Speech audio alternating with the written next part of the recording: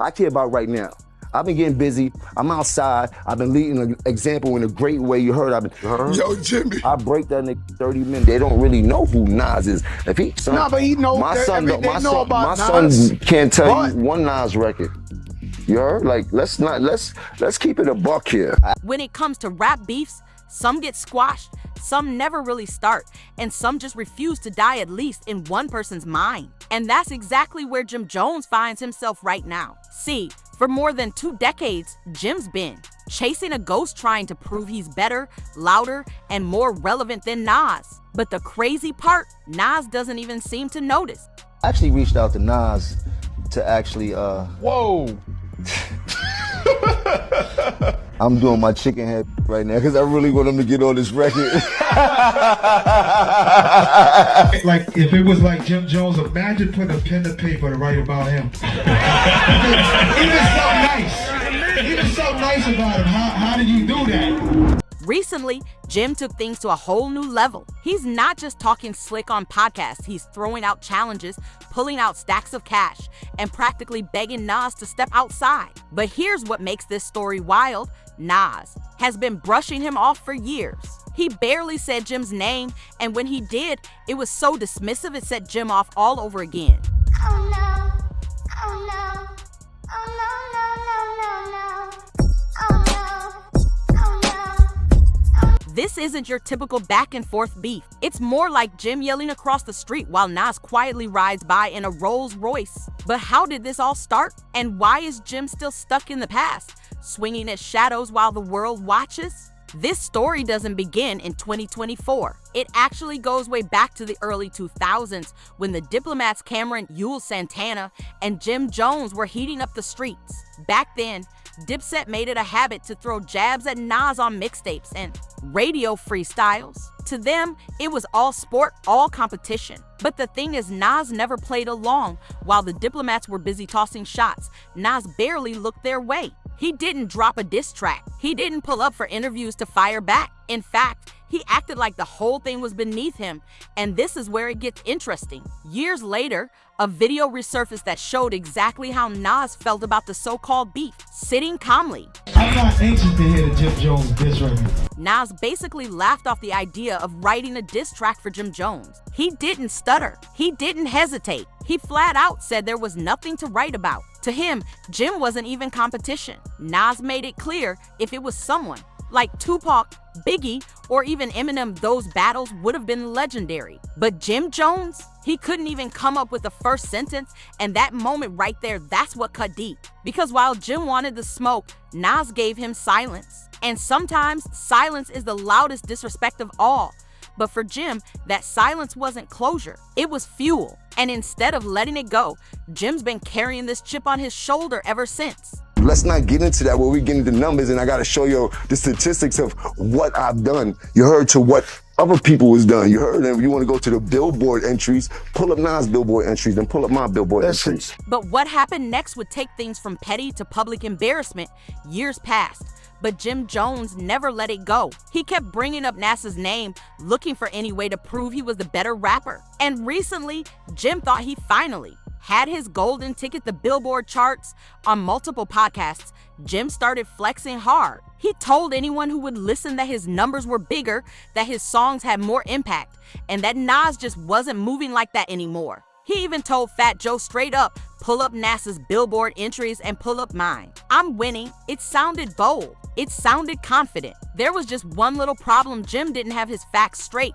The internet didn't let that slide. It didn't take long before Billboard themselves fact-checked him, and the results were brutal. Jim, as a solo artist, only had 2 Hot 100 hits and just 1 top 10. Nas, 27 Hot 100 entries, 2 top 10 seconds, 16 top 10 albums, and 6 that cracked the top 8. It wasn't even close. Jim's whole argument collapsed in real time. The very numbers he used to boost himself completely exposed him. But instead of backing down, Jim doubled down. He kept pushing the narrative that he's more relevant, more viral, and somehow more influential than Nas, and that's when things really started to spiral. Jim wasn't just wrong, he was loud and wrong. And the internet was loving every second of it. Instead of filing back after the Billboard fact check crushed his argument, Jim Jones did the exact opposite. He cranked it up. He hit every podcast that would have him, throwing out wild challenges, waving stacks of cash, and practically begging Nas to step up. On the Bag Fuel podcast, Jim claimed that his comments actually made Nas go viral again. What I did for Nas probably never been done for him in his life. He's never been that viral at all, ever. Ever. He's never been talked about like this ever in his life. Has Nas reached out to you? You did. The last time he was in some shit like this where people were comparing when him and Jay was beating on him. You heard? According to him, Nas hadn't seen this much attention since his legendary ether diss to Jay-Z, The Internet. They couldn't believe what they were hearing. Then, Jim pulled up to the Joe and Jada podcast and things got even messier. He went on a rant about how nobody from his era wants to get in the booth with him now. Now it's just like I'm where I'm at. I'm at the apex of what I do. You heard? So I'm talking about currently. You heard? Currently, nobody from my era really want to get busy or go and get into the booth with me right now, currently. This is a fact, Jack. You heard? If not, they would have stood up a long time ago and holla at. He said everyone's too scared that he's the best rapper from his generation right now. And if anyone disagrees, they can put their money up and settle it face-to-face out of tea. This point, Jim was throwing out stacks of cash, waving it around like it was a rap battle entry fee. He even told Nas to pull up in person if he really wanted to prove something. One of y'all from my era care about right now. I've been getting busy. I recently saw a clip on Instagram where a young kid was comparing you to Nas and saying that you got that's my young boy. Big hits. He's wild. Yo, he looked to you. He learned how to wear the BB Simon belt from you. He got his swag. Like, how crazy is that? Because in my era, you know what I'm saying? Nas is like a god. In my era too. I mean, so to be compared, let me that young kid out. He was young and we loved that he loved Jim Jones. I want you to break it down. Let's not get into that where we get into numbers and I gotta show you the statistics of what I've done. You heard to what other people was done. You heard them. You want to go to the Billboard entries, pull up Nas Billboard entries, then pull up my Billboard entries. Listen, we can't compare the two. What I'm trying to tell you is I want to go there. Hold on. I want to go down the line now because now we going down the line. He's a rapper and I'm a rapper. Listen, let's go statistically. It feels great. No, but I want to go statistically because when people be like, I feel the same way. We all feel the same way. And forget about the numbers. There's nothing that could. There's never is me. Putting me up against anybody. I'm taking me every time. Every time. Okay, but let me say something though, Jim. In every category, Jim, I get busy. But here's the thing: nobody was biting. Nas wasn't responding. The legends Jim kept calling out weren't even looking his way. And all Jim was really doing was digging himself deeper into a hole while the internet clowned him for it. The more Jim talked, the worse it got. Fans flooded social media calling him washed up, desperate, and thirsty for attention at nearly 50 years old. Can I ask you a question, Jim? Mm-hmm. You smoke, right? Yeah. Were you smoking when you said you better than Nas? I might have been a little bit. Well, as far as let's get this right. I'm way more influential than Nas, and I don't care what nobody say. I know I made a little boo-boo when we talk about the sales and all this type of shit. I don't feel like getting into that rhetoric about where I started and where he started. Well, you said that. But listen, Nas was nice when I was in high school. When I was in 10th grade, Nas came out. Nas was dope. We appreciated him. He had a little bit run. But Nas always came up second to Jay and DMX and all these other people. Like, ain't no shame in that. There's a lot of folks came up second to Tom Brady. He never had that type of influence on us, except for his first album. I already told you, I used to want to dress like Nas because he had a lot of fresh clothes that the hustlers used to wear. We used to see him on TV. He had one of the illest albums of all time. And then in high school when he had the barbecue and shit like that. So I'm a real fan of Nas, but he kind of lost me after the movie Belly and shit like that. Like, I don't. Man, go ahead on with that, Jim. I'm trying to tell you, I'm being honest. You ask me, I'm being a fan. I'm telling you, the movie Belly was fire, but after that, he kind of lost me. I think we was way too much into the game. And then, just when you thought he might chill out, Jim took it to Nightcap with Shannon Sharp and Chad Johnson.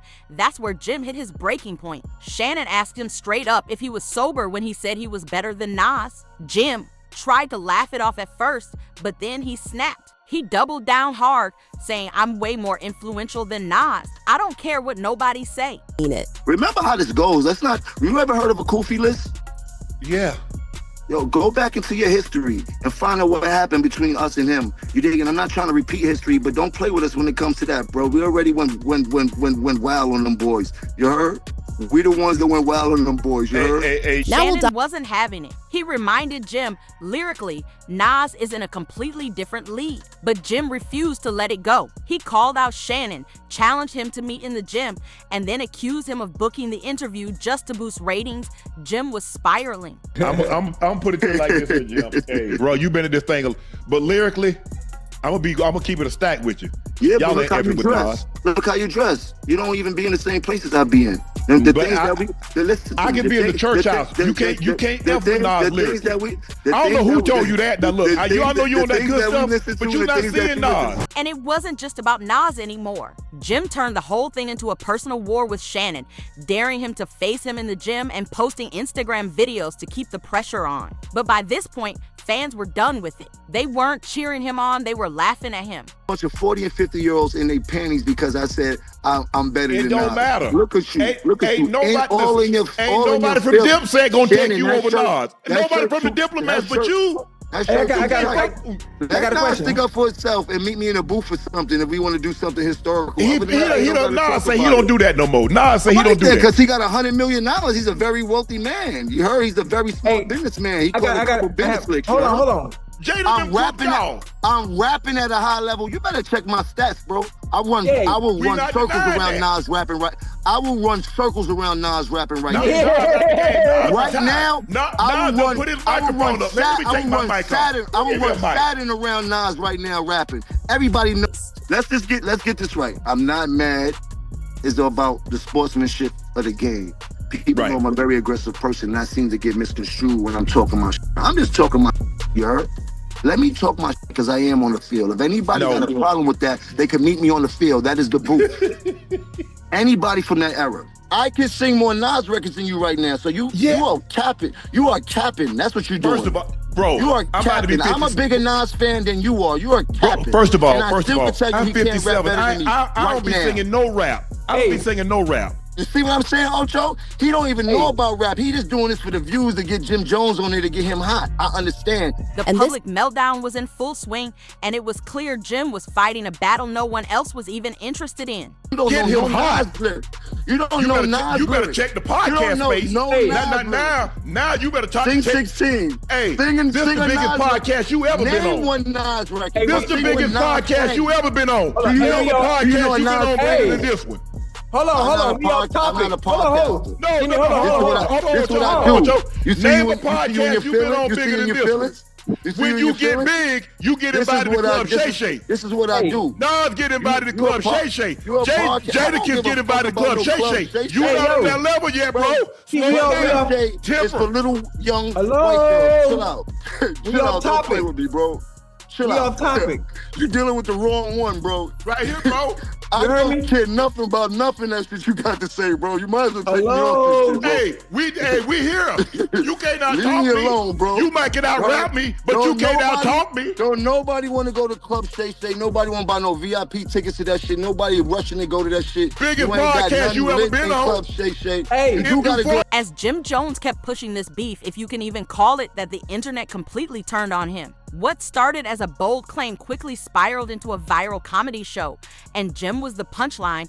Fans flooded social media, roasting him for clout chasing and desperately chasing NASA's attention like a kid trying to get picked for recess. The comments were brutal. People said things like, he got wheelchair legs, clowning Jim's gym videos where he tried to prove he was still in shape. Others called him a cornball, saying he was moving like a rapper stuck in a midlife crisis, and it wasn't just random internet trolls. The fan base across platforms Twitter, Instagram, YouTube collectively dragged Jim for begging for attention at damn near 50 years old. Every time he posted a new challenge, a new gym video, or another rant, the responses got more vicious. Some fans said Jim's obsession with Nas made him look insecure. Others laughed at how Jim went from calling Nas the GOAT and begging for a feature to now acting like Nas was never that important. It didn't sit right with people. It looked fake. It looked desperate. And it only got worse every time Jim opened. his mouth. And while Jim was still challenging Nas to meet him in the booth or in the gym, Nas was nowhere to be found. He was silent, completely unbothered. The silence from Nas hit harder than any diss track ever could. And while fans were eating Jim alive online, Nas was out here moving like royalty. No response, no energy wasted. But what made this even more embarrassing? Jim wasn't new to this. He's been holding this weird grudge for over 20 years. And as the internet kept digging, fans pulled up clips, interviews, and posts showing that Jim had actually admired Nas for most of his career. Here's where things start to really fall apart for Jim Jones, because the internet never forgets. While Jim's been running around calling Nas overrated and claiming he's the better rapper, fans quickly pulled up receipts that completely exposed him. Turns out, this isn't the first time Jim's been obsessed with Nas. In fact, for most of his career, Jim openly admired him. There are multiple interviews where Jim flat out said Nas was one of his favorite rappers of all time. He praised Nas's legendary first album, talked about how he used to walk through his high school hallways feeling like he was Nas, and even said that doing a record with Nas would be bucket list material. At one point, Jim personally reached out to Nas to try and get him on a track. He sent him a record and waited for a response. Nas didn't hit him back directly, but Jim's mutual friends told him that Nas actually liked the song. Still, Nas never followed up, never called, never jumped on the feature, and maybe that's what really stung, even though Nas didn't diss him, didn't beef with him, and didn't say anything wild. He also didn't give Jim the collaboration he clearly wanted. And from that point on, something flipped. Fast forward to now, and Jim's whole attitude changed. Suddenly, he's out here acting like he doesn't even know Nas. He's downplaying Nas's legacy, trashing his influence, and pretending like Nas was never that important. But the fans see straight through it. They've got the old interviews, the old clips, and the old love letters Jim used to write for Nas in public. It's not just a grudge, it's a complete flip-flop. One minute Jim's calling Nas the GOAT, the next minute he's daring him to meet him in the booth. And the internet called him out immediately. People started saying, you don't switch up on your idols just because they don't want to work with you. The narrative flipped on Jim, and now he wasn't just losing the argument, he was losing the crowd. But while Jim was busy chasing attention, Nas dropped a silent but savage response that shut it all down, while Jim Jones kept spiraling, calling out Nas on every platform he could find. Nas did what legends do, he stayed quiet. No interviews, no diss tracks, no back and forth. But just when fans thought Nas would completely ignore it, he responded in the most Nas way possible. On June 21st, Nas posted a photo on Instagram. It wasn't some cryptic caption. It wasn't a direct shot at Jim. It was just Nas having dinner with LeBron James, Draymond Green, and a table full of successful black CEOs. No words needed, no hashtags. The message was loud and clear: you can't sit with us. And the internet caught on instantly.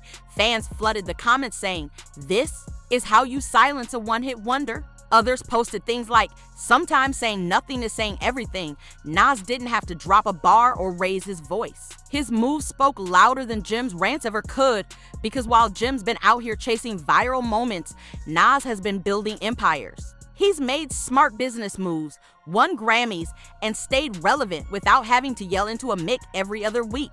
And here's the part that really stings: Nas has always lived by one of his own most powerful lyrics. It's rare I listen to dudes who never been in my position. A caterpillar can't relate to what an eagle envisions. And that sums up this entire situation. Jim's been trying to get Nas's attention for over 20 years. But for Nas, this was never a beef. It was barely even a blip on his radar. He's flying too high to even notice, and when you think about it, that's probably what bothers Jim the most. But just when you think it's over, there's always a chance Jim might come back with another wild challenge. Will Nas respond? Probably not, because when you're sitting at the top, you don't need to come down to prove a point. At the end of the day, this wasn't really a beef, it was a one-sided obsession. Jim Jones spent over 2 decades chasing Nas's attention, throwing shots, waving stats, and begging for a response that never really came. And that silence, it was brutal, because sometimes the coldest response is no response at all. Jim's story is a reminder that not every battle gets you crowned, and not every loud voice gets heard. While Jim's been scrambling for respect, Nas has been sitting comfortably in his own lane, building wealth, earning respect, and moving like a Hall of Famer. And maybe that's the real lesson here. You can call yourself the best all you want, but the real greats, they don't have to say it. They just are .so. Whether Jim throws out another challenge tomorrow or tries to bait Nas into another debate, honestly, it probably won't matter. Because Nas is living proof that sometimes the biggest flex is not flexing at all. If you made it this far, you're a real one. Drop a comment, Team Jim or Team Nas. I want to know where you stand. And if you're loving these deep dives, hit that like button, smash subscribe, and don't miss what's coming next.